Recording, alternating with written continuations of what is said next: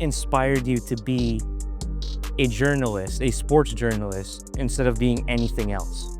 Journalism, I think, is in our family blood. I had exclusive interviews with Michael Jordan. So here was Michael's assistant asking me for my autograph, and I'm saying, this is amazing. Well, hopefully I can meet a woman like that eventually. I'm kind of struggling right now. Even just finding a girlfriend is hard these days. But hopefully one day I can meet the right one. You know, it's something that you don't aspire for. It'll come. I'm good, and thank you for the invite. I'm happy to be able to share whatever knowledge I have with you and with all of your viewers. Thank you. So before we get things started, how did you start, and what inspired you to be a journalist, a sports journalist, instead of being anything else? You know, journalism, I think, is in our family blood. I've had uncles and granduncles who were journalists, authors of books in English, in Spanish, and in Tagalog. And so, you know, if you're a voracious reader, then I guess it spills into your line of thought to be a writer, because when you read things, you sort of want to emulate the writers whom you admire, and you want to have your own style of writing. And I've always felt that sharing is such a big part of anyone's life. And so I thought that, you know, if you were to write things about your thoughts, then you'd be able to share your thoughts with those who read what you're writing. I was a writer in school, the editor of our school organ in elementary and high school. In college, I veered away from journalism and I got involved in student politics. So I was involved with the student council. But in 1972, light years away, I was given a grant by the U.S. Department of State. Wow. To tour different American universities in different states. It was actually a tour involving Asia-Pacific student leaders.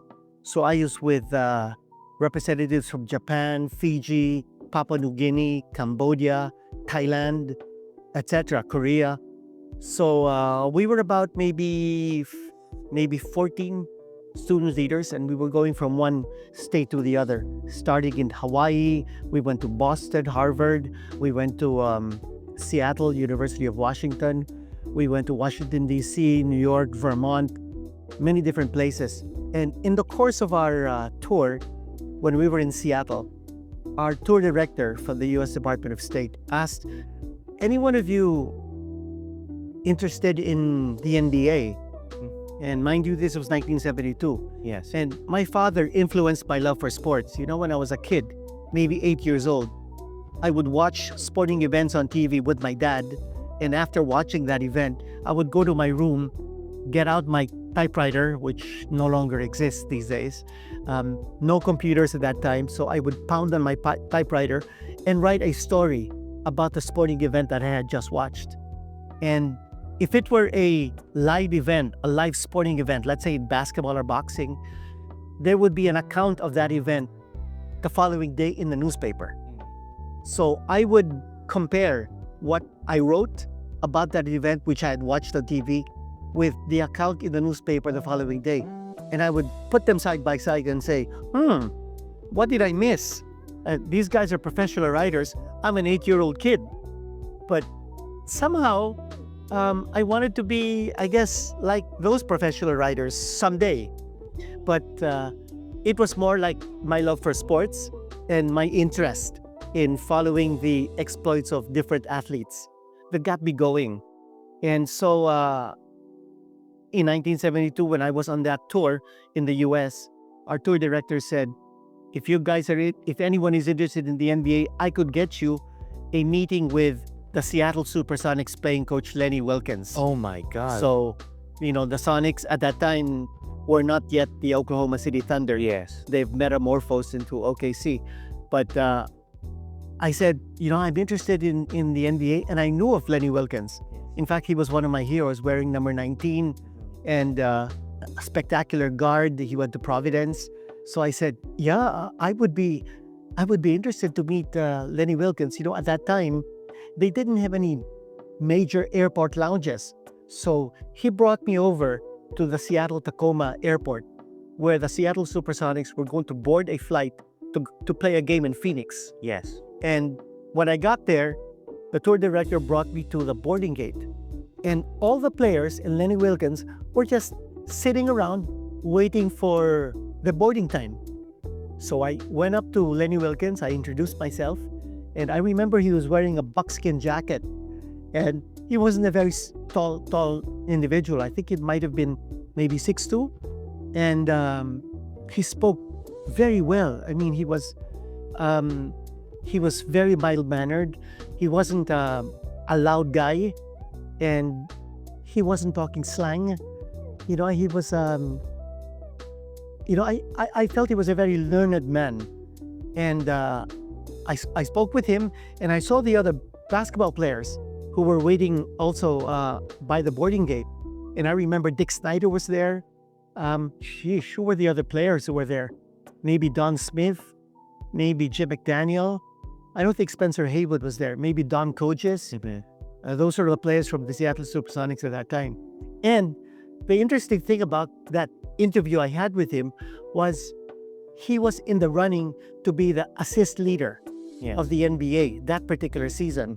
And the man who was contesting that championship, the assist championship, was Jerry West. And they were like just a fraction of an assist away. And Seattle had one more game to play, and that was against Phoenix. And the Lakers had also one more game to play. And so how they would do in those games would decide who would be the assist champion of that season. Wow.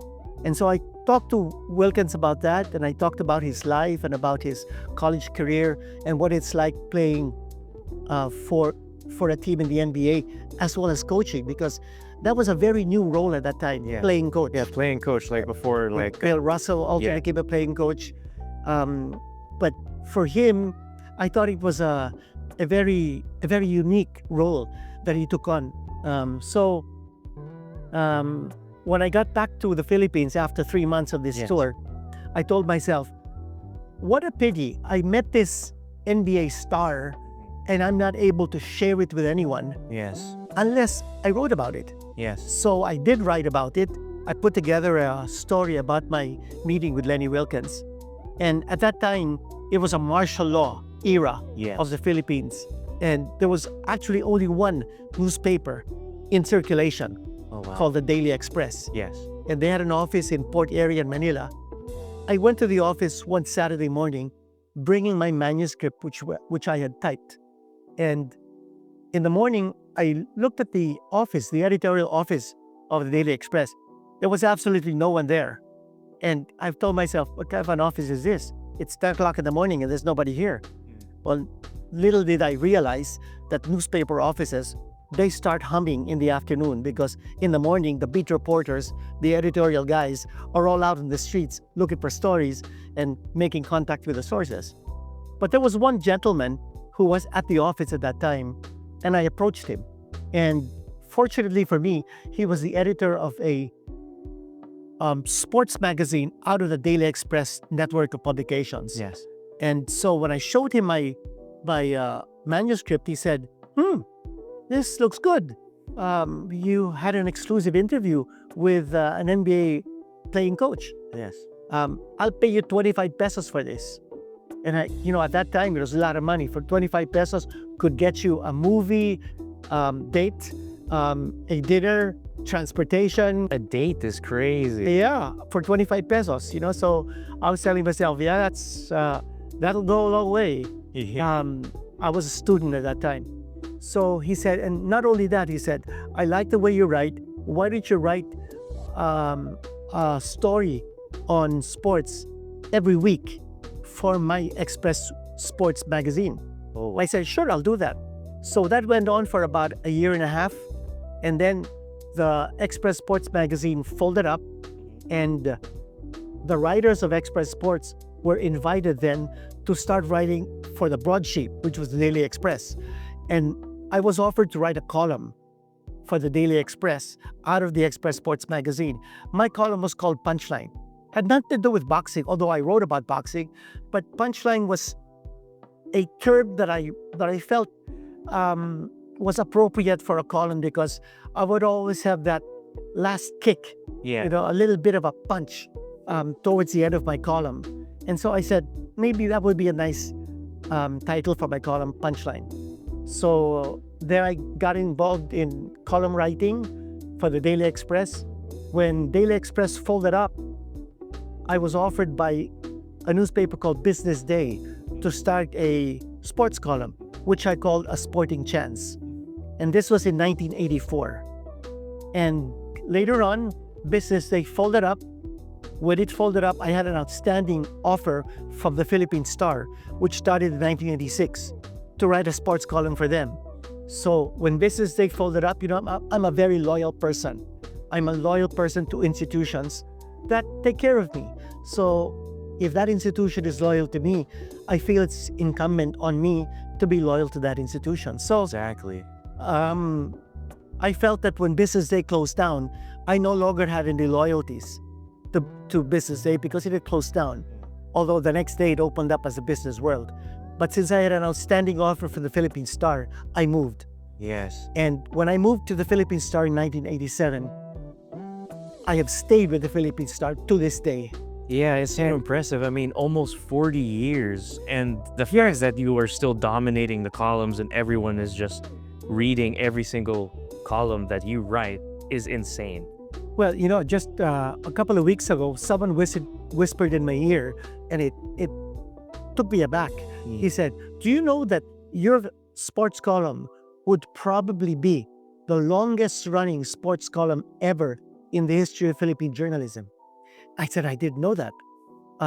I knew that Teddy Benigno had a sports column, and Ricky Llanos had a sports column back in the day, but they've all passed. Yes. And I don't know if they reached 40 years. Yeah. But I'm happy to say that Sporting Chance is still going strong. Yeah. And I continue to write my columns 5 days a week, aside from about 13 byline articles every month for the Philippine Star. And, I guess the journalism juices in my veins continue to flow, and that's where I am now.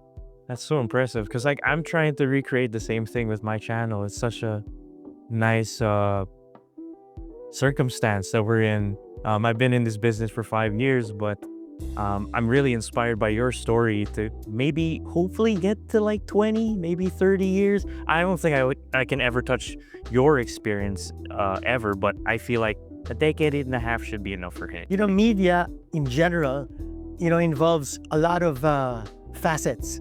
So it's not just the writing part, which is the journalism part. It's also the broadcasting part.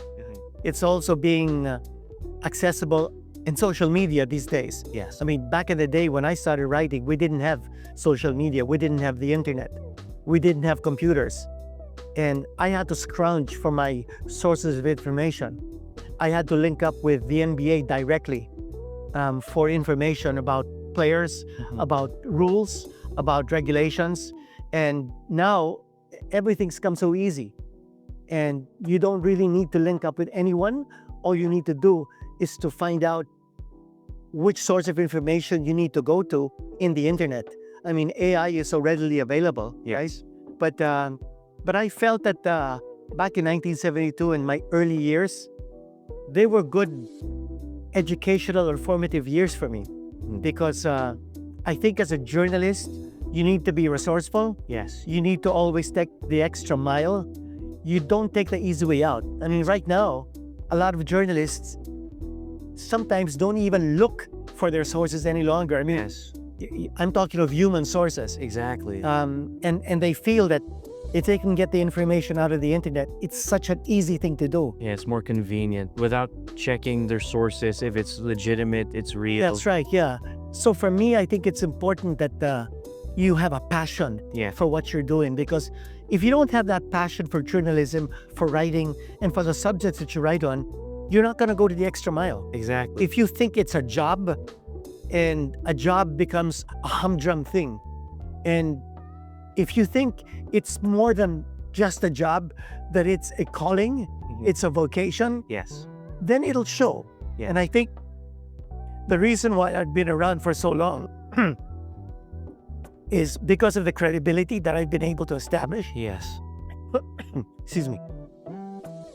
And the credibility that you establish is based on the reliability of the information that you're able to share. Exactly. If people know that what you're writing about is truthful, then you're credible. Exactly. If what you write about is pure speculation and you pass it off as gospel truth, Yes. then you're going to be found out eventually. Exactly. And so somehow you may be able to get some kind of following, but you're not going to get the kind of following that shows you respect. Exactly. And I think that's the most important thing. I can totally relate to you on this topic because I'm experiencing the same way in social media in general, well, especially with other Filipino fan pages or content streams. They like to misinform the masses, and it's just very unfortunate. What I do to take the extra mile is, even if this player of mine is not from my country, not from the Philippines, not from the US, I go the extra mile. I translate their name in their native country's language, and then I just find articles. I take hours to research, and I make sure that the information that I'm putting out there is completely the truth, not misinformed, not like, oh, something as ridiculous like, oh, Kai is going to play in the EuroLeague tomorrow, even though there is no substantial evidence that an offer was tendered. So I can totally relate to you on this specific topic. Yeah, and I'm also involved in social media. I've done podcasts for the Philippine Star, and for about 2.5 years, I did a podcast that was sponsored, and we were able to build quite a bit of following. So, at some point we had like 8 million views over a short period of time. We had like 55,000 followers. So it was very gratifying. Right now, I still do a podcast once every 3 weeks called Sig Live. Oh. And we have guests from different sports come on. And we have 4 segments for every hour show. And, I feel it's important that I also had that connection to social media. I'm very active with Twitter or X. Yes. And I'm active in Instagram as well and Facebook. So those are a lot of outlets that I like to still continue to maintain, to have that connection with a different kind of audience. Yes. But my foundation is my print medium, which is the newspaper. But everything that I write in the newspaper for the Philippine Star is carried on the Philippine Star website. So at the stroke of midnight every single day, all the articles that will come out in the newspaper that day will already be accessible in the internet. So I think it's important that you have that kind of a connection. And plus, I come out on TV. I still do the broadcasts for the PBA, for boxing. I have a show called Blow by Blow, which is supported by Manny Pacquiao. And so we go all over the country to stage these boxing shows. And I'm the sole commentator.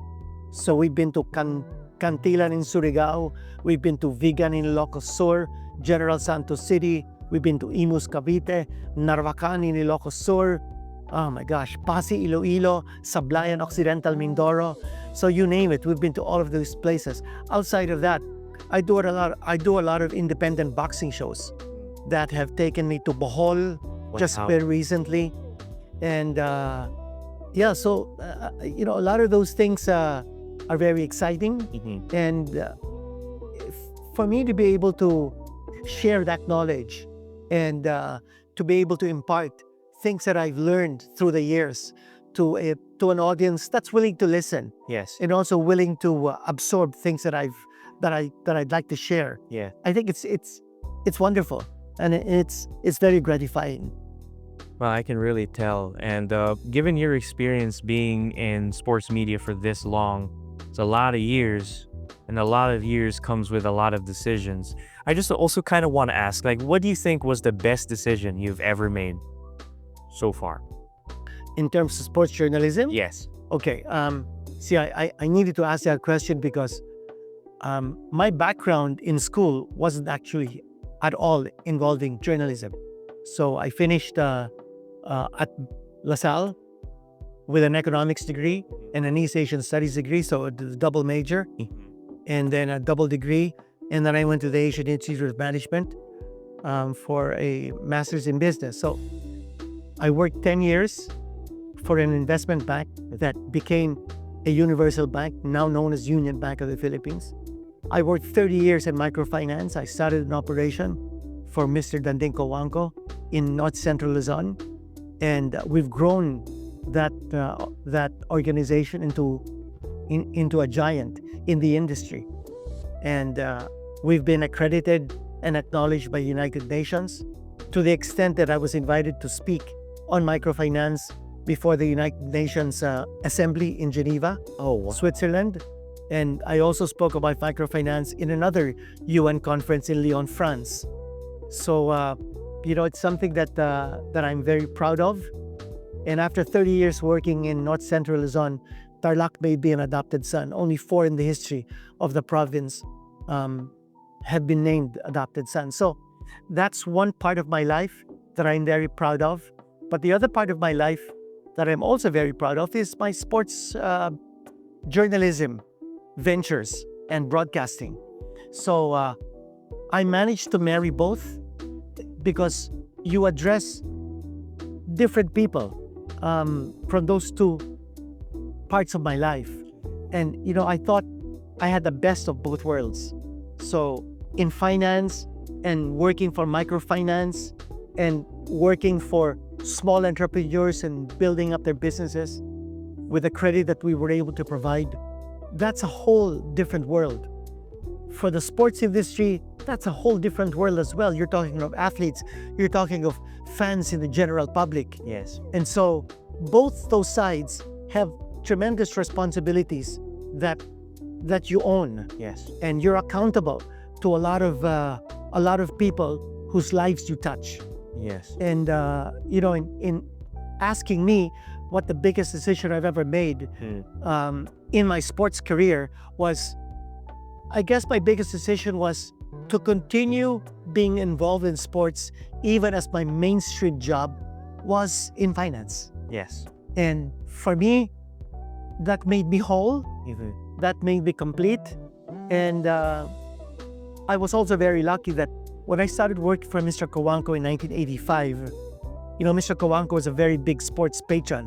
Yes. And he supported many, many different sporting teams and sporting events. So much so that when I met him in 1980, he gave me the opportunity to be a master of ceremonies for the opening program of the Asian Youth Championships at Araneta, with President Marcos in attendance and 30,000 people. And I was the MC of that program. The first time that I spoke in front of 30,000 people to open a program. And for that, I'm very thankful to Mr. Cojuangco and also for the different things that he allowed me to do. He was a stickler for the bottom line. Yes. Right? So when I was doing microfinance work for Mr. Cojuangco, since every month was a record month for us, every time I would ask him, "Sir, would I be given permission to cover the NBA Finals overseas? Would I be given permission to cover a Manny Pacquiao fight in Las Vegas?" The answer would always be yes. So, I'm very happy that I was able to marry both those things in my life. And just talking about the NBA Finals, I covered, I would say, at least 9 NBA Finals. Wow. From 1997, the very first Chicago versus Utah Finals with Michael Jordan. I covered the 1998 Finals as well, when Michael Jordan hit that shot ice cold over Brian Russell in Game 6 Yep. of the NBA Final, So iconic. preventing a Game 7 in Salt Lake City. Game 6, by the way, was at Salt Lake City. Yeah. At that time, the format was 2-3-2 Yeah, 2-3. in the championship series of the NBA. 1999, which was a shortened season because of the lockout. Yep. I also did the NBA Finals involving the New York Knicks and the San Antonio Spurs. And then the year 2000, I did the Los Angeles Lakers versus the Indiana Pacers Yes. series. That ended at that time it was called the Staples Center. Now it's called the Crypto Camp. Yep. But during that series it was amazing because the international broadcasters were brought to Staples Center one afternoon. We were given Indiana Pacers jerseys, and we played a pickup game against Hollywood celebrities, including Dean Cain, who starred as Superman. It was an amazing experience. So I actually guarded Dean Cain. Oh. And I had pictures with the both of us. How was he? He was stocky, but he was short. Oh. But I hit an 18-foot jump shot. Okay. That was the only shot that I took, and I made it. So after I made that shot, I told myself, I'm not going to make another attempt because I want to leave Staples Center saying that I was 100%. Honestly, I would have done the same thing. Hitting that on Superman is crazy. So that was 2000. And then later on, I did, what was it now? The Detroit versus Lakers series, the NBA Finals. I did the San Antonio, New Jersey series. And finally, my last NBA Finals, before another network took it over and brought in their own stable of broadcasters. My last series was a very memorable one because it involved the Los Angeles Lakers against the Boston Celtics. Ooh, The Celtics won that championship. Paul Pierce and Kevin Garnett, Rajon Rondo, and that was amazing. Yeah. So, and in between that journey through the NBA Finals, I did a lot of the NBA All-Star games as well. So I did a Houston All-Star game, I did a Los Angeles All-Star game, I did a Cleveland All-Star game as well. Wow. So yeah, a lot of memories, a lot of interviews. I had exclusive interviews with Michael Jordan. I was able to get a picture of Michael Jordan and myself. You know, the bodyguards will always tell you no photographs allowed, no autograph asking allowed when you're meeting with Michael Jordan. But yes, that time, it was the year 2004. Yes. The year after Michael Jordan retired with the Washington Wizards. Yeah, that second time he came. He was promoting his new line of Jumpman merchandise. Yeah. And he was in Tokyo. And Nike actually invited me to go to Tokyo to interview Michael Jordan. So I went up the 50th floor of the Park Hyatt Hotel in Tokyo to interview him. And before the interview, his executive assistant, Esti Portnoy, called me aside and said, are you Mr. Henson? I said, yes. Well, I have a request for you. Request from me? From you? Yes. And then she said, you know, my nanny in New York, her name is Elsie Paule. She's from Pampanga. And when she found out that I was going to go to Tokyo and that a Filipino journalist would fly over to Tokyo to interview Michael, she asked, who is that Filipino journalist? And Miss Portnoy said, well, the name here, it says Joaquin Henson. And then Elsie Paula said, I know that name. I've seen him on TV. Can I ask for his autograph? So here was Michael's assistant asking me for my autograph.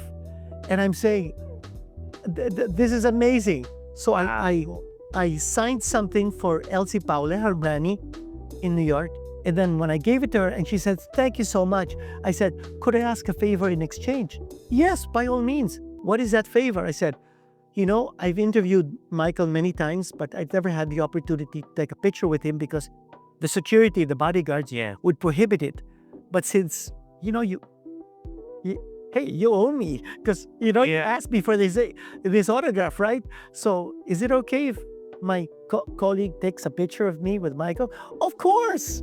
That's That's crazy. the picture I have of a Michael goat Jordan. for a goat. So Yeah. you got the goat's I have picture. that picture up there, by the way, Wow. hanging up the walls. Wow. So yeah, so I have a picture with Michael Jordan, and That has to be the craziest story ever. Like Yeah. one goat asking the other goat for something. That's something that I never thought I'd hear. But anyway, that's digressing. Your original question was the decision that I had to make. Well, that was the decision.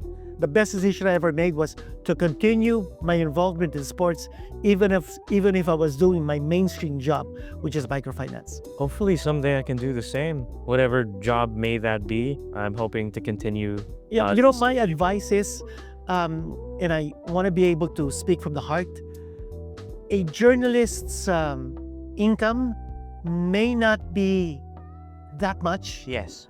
And so you need to be able to find another livelihood. Mm-hmm. And if you could have like a mainstream job, something that you worked for in school, and then use your connections in media as an adjunct to what you're doing, that would be the perfect marriage. And I think it's worked for me and my family.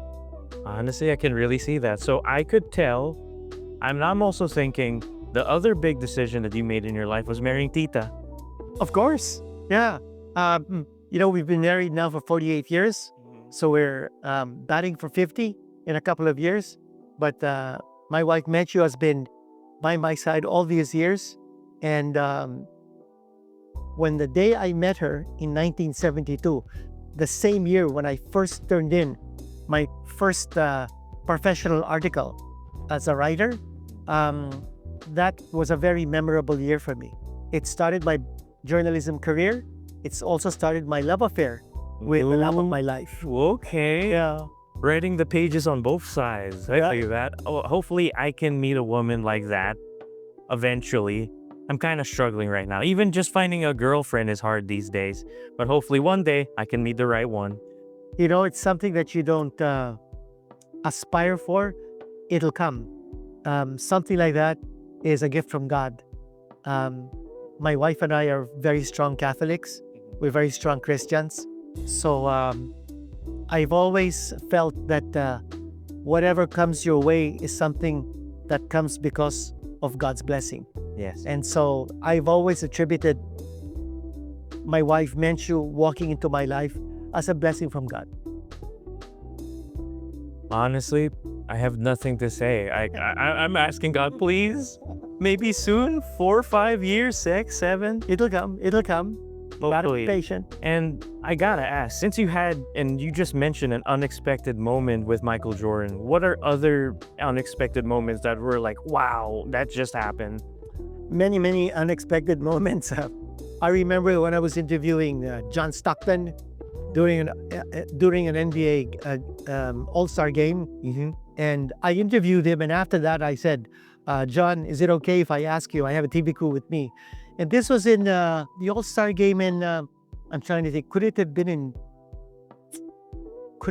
New York? Could have been in New York. Anyway, so I asked him, and then after a wonderful interview, and when I covered the NBA Finals with John Stockton, I wanted to get a different story. Yes. Of Stockton. So, and this is something that I want to be able to share with very aspiring journalists. There are many other journalists like you, Yes. covering the same beat. For instance, Gilas playing the Macau Black Bears. Yes. You have to be different. You can't just be writing about the same thing, because what will make you different from the others? You've got to have your own niche. So when I was doing my broadcasting for the NBA Finals, I told myself, I just can't be covering the games as a commentator, because, the Americans are doing the same thing. Yeah. So you're a Filipino, you're brought to the States to cover, you've got to be able to show something different. Otherwise, the Filipino audience will say, why am I going to listen to you? I'd rather listen to the American commentators. They know about these American guys more than you. Well, I always want to make sure that I know more than my audience. So going the extra mile, that has always been my motto. So when I was in Salt Lake City doing the Chicago-Utah series, I told myself, what's something different about John Stockton that I can talk about during the game coverage Yes. as a sidelight to make things lively, to make things different. So I found out in the course of my research that John Stockton is Catholic. Yes. So I told myself, Salt Lake City is Mormon country. Yes. All right, there's Mormon temples all over. It's not a Catholic Yeah. community. So I told myself, if John Stockton is a Catholic, that means he goes to a Catholic church for Sunday service. Exactly. So I looked in the Yellow Pages. At that time, the Yellow Pages were still very much around. No internet during Yeah. that time. So I looked in the Yellow Pages. I saw that Salt Lake City had 3 Catholic churches. So I told myself, 3 Catholic churches. I got the telephone numbers. I called each one. On my first call, I asked, this is the Catholic Church of whatever, Salt Lake City, Central. And then, can I speak with the parish priest? Parish priest got on the line. I said, Father, I'm a journalist from the Philippines. I'm here to cover the NBA Finals. You know, everybody was talking about the NBA Finals. Yeah. Salt Lake City was the venue for many of the games. So the parish priest was saying, "Oh yeah." I said, "May I ask if John Stockton goes to church in your parish?" No, he doesn't. Oh, okay. Second Catholic church I called. The parish priest said, "Yeah, John Stockton comes to my parish. He goes to mass every Sunday." And then he said, "And you know what? My church is right beside the school that I run, and his 2 kids are enrolled in my school. If you come within the hour," he said, "Where are you?" I said, "I'm in a hotel in Salt Lake City. If you come within the hour, I will introduce you to John Stockton's sons. They're playing a PE class basketball game right now in the gym." I got on board the first available taxi, and I was there in 15 minutes. Wow. So I saw John Stockton's kids, and then I wrote, a story about John Stockton's involvement, because I asked the priest, "What about Stockton? Is he a devout Catholic? Is he? How is he at mass?" He asked me a dispensation. What's that? He asked me that every time he goes to Sunday mass, if he could skip the final blessing. I said, "But that doesn't make a full mass." Yeah. Yeah, but he was saying that if he stayed for the final blessing, he wouldn't be able to get out of that church immediately, because he'd be deluged by people who want to get his autographs. Yeah. And he says he doesn't want to make a commotion. Yeah. He wants to, he wants to respect the sanctity of the church. Yes. So, as a celebrity, he asked for my dispensation. I told him, "Okay, next chance you get, when you see me, I'll give you that blessing." So that's something I found out about John Stockton. Before the final blessing of every Sunday mass, he would leave so as not to make a commotion. Yeah, and then also I found out that Karl Malone, his teammate, The mailman. the mailman, was married to a Filipina. Wow. Kay Kinsey was her name, Okay. and her mother was her name was Eliorin. And so in the course of my coverage, I found out that Karl Malone's wife was half Filipina. I got in touch with her parents, and I found out that her mother was from Muñoz in Nueva Ecija.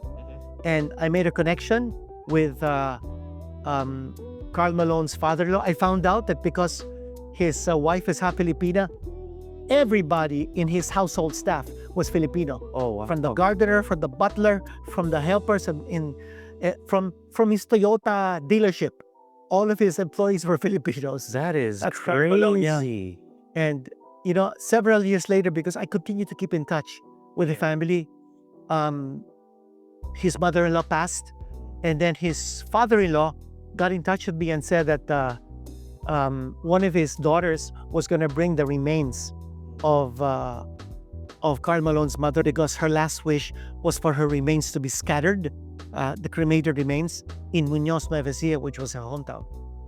And then he also told me that Karl Malone would often ship balikbayan boxes full of Utah Jazz and Karl Malone mailman merchandise. Yeah. He would send it to the U.S. Embassy, and the U.S. Embassy would then distribute it to poor families. That's in amazing. Philippines. Yeah.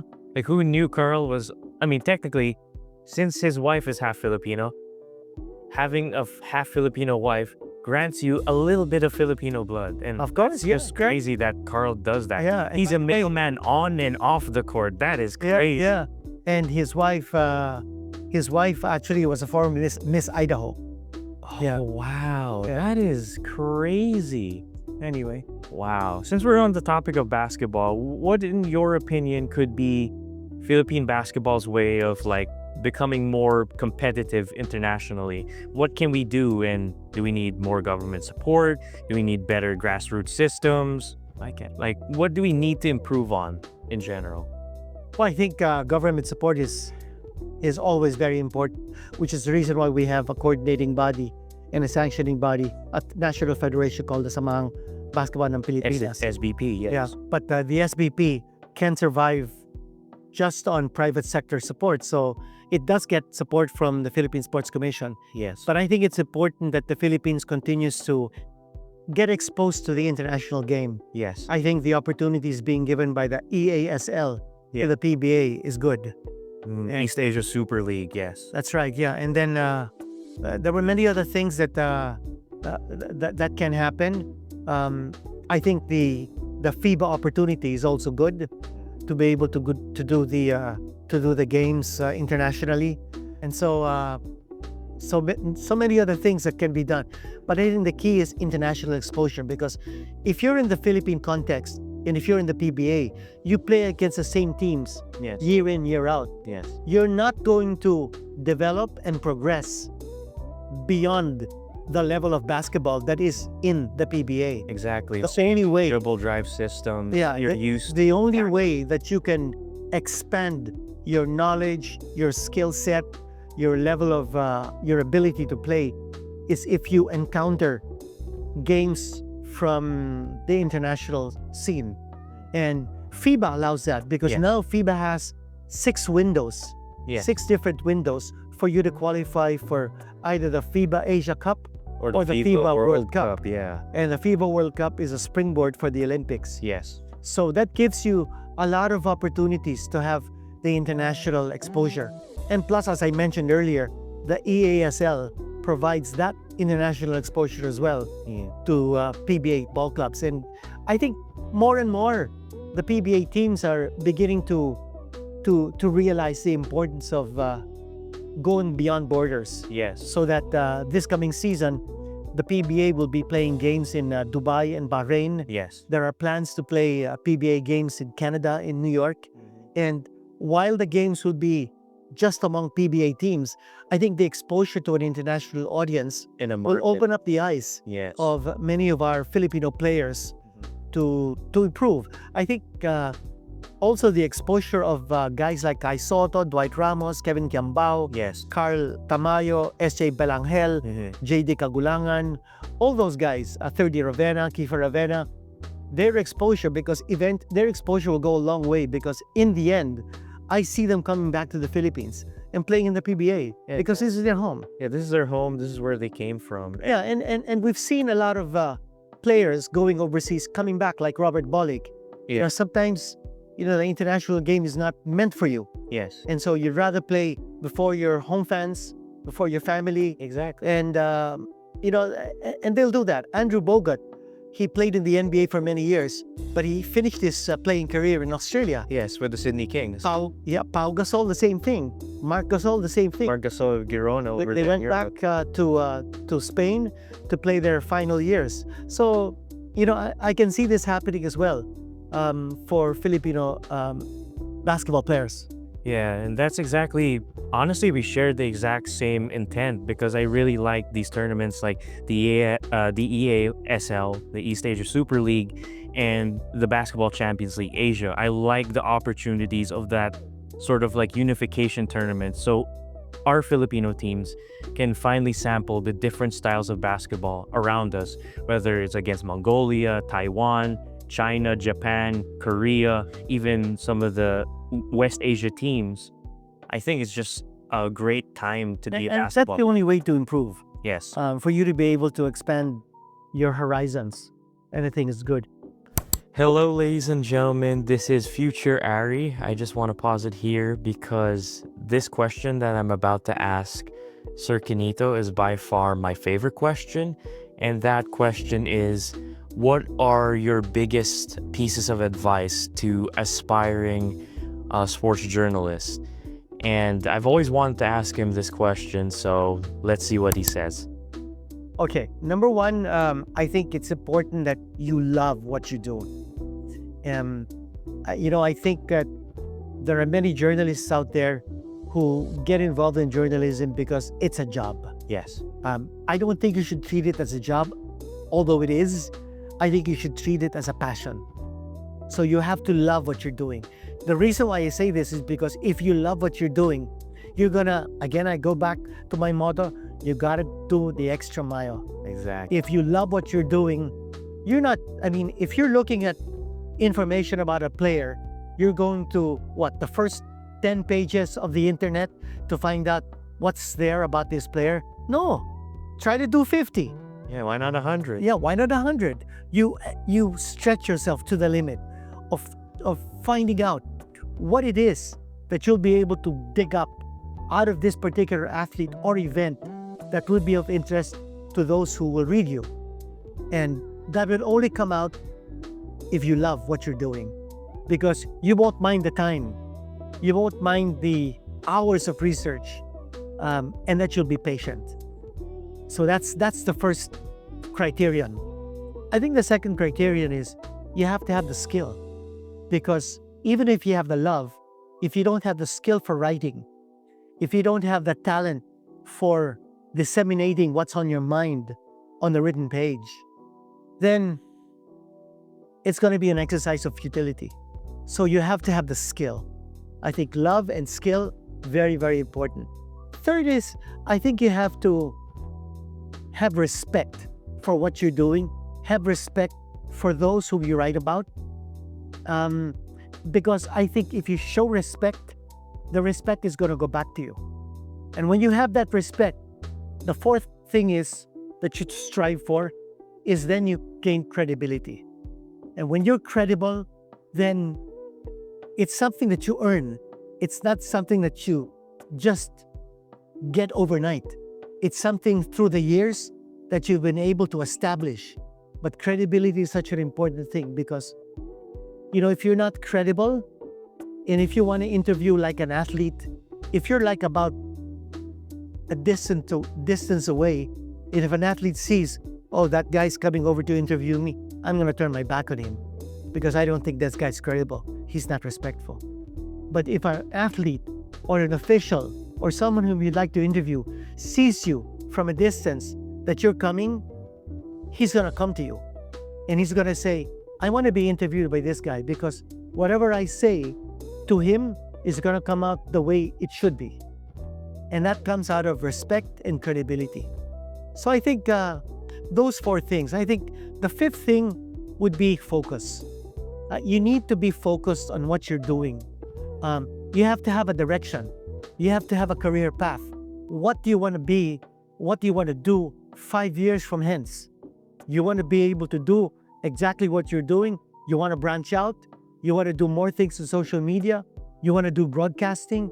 You want to do mainstream writing in a broadsheet. What is it that you want to do? If it's media, that is going to be your peg. And then later on, you will reap the benefits of all those 5 things. You'll receive awards. And I'm very fortunate that I've received awards that I never imagined I would receive. I received the Philippine Olympism Award. I think I'm the only journalist who've done that. Wow. I've received twice the Catholic Mass Media Award for sports journalism. No other sports journalist has been able to achieve that. So I've hosted countless events. I've hosted countless, the Philippine Sports Writers Association Sports Awards of the Year. Yes. So I've done that repeatedly. And that's what the country's best sports stars are around, for you to call them one by one on stage. So I've received awards from the Alorda family and their annual boxing award. And then I've received commendations from the Philippine Basketball Association. So a lot of these things I wouldn't have been able to accomplish if not for the support of my family, especially my wife. I think also for the hard work that I've put in. I mean, I have written probably, oh my gosh, just going over my library upstairs in our house, I've written maybe over 500 million articles in my lifetime. I probably read a 12th. Oh, I'm trying to get a 4th, but a 12th should be good. yeah. So that's it's amazing. I've written for so many publications, and not only here but also abroad. My works have been published by a publication in England, a publication in the US. So I've had connections with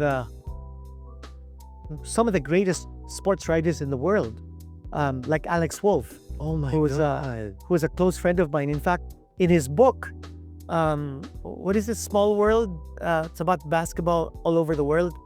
There's a chapter in the Philippines, and he mentions me quite a lot. So, I'm grateful for that. I'm also mentioned in Rafe Bartholomew's book, Pacific Rims. But yeah, and my wife will attest that when I was much younger, I would spend hours and hours going through books on research and trying to gain that credibility, because I wanted to be known as the source of information and analysis in sports. Hi, ladies and gentlemen. Oh my God, that was quite the day.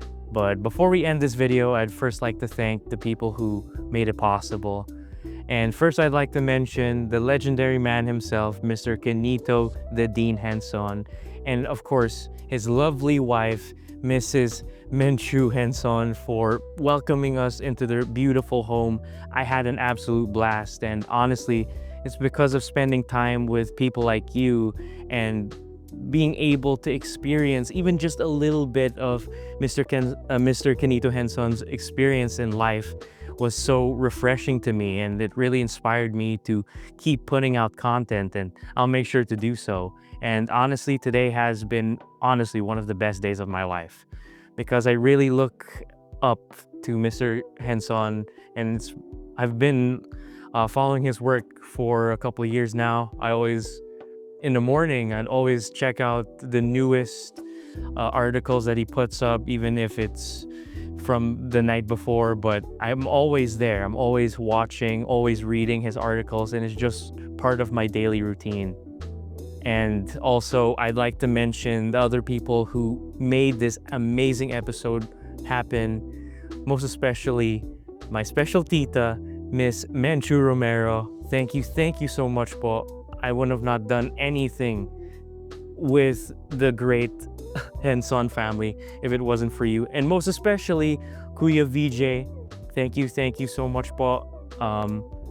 You guys have no idea how much he made me happy. Like inside, like I'm still in disbelief even if it's over. And what just happened today is something that I will remember for the rest of my life, because it's only every once in a while that you get to have moments like these where you can spend time with one of your idols, and I'm still in shock. And to you, OTL fam, my loyal subscribers, I'd like to thank everyone for sticking with me for the past 6 years, and nothing but up from here, ladies and gentlemen.